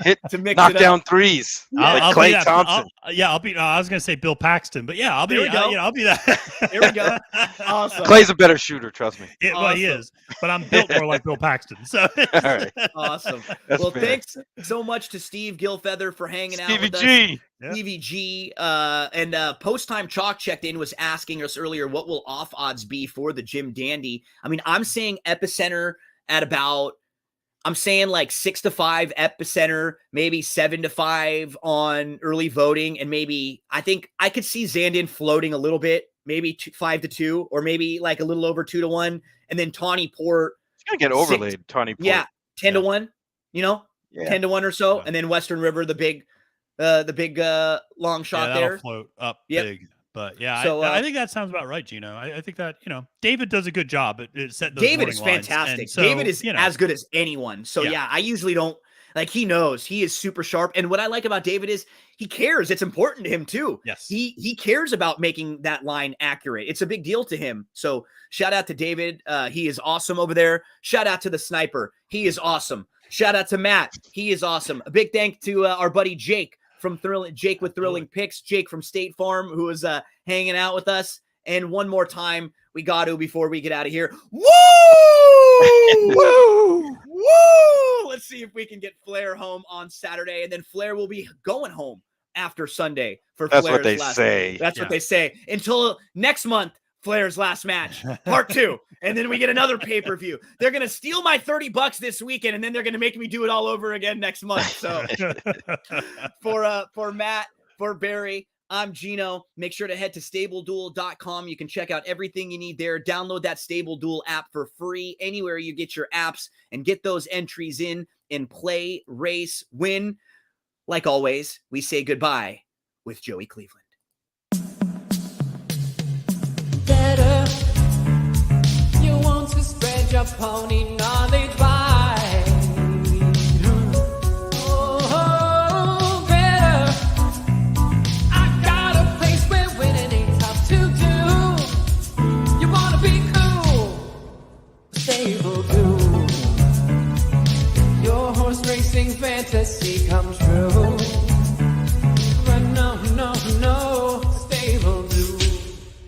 the Stable Duel app and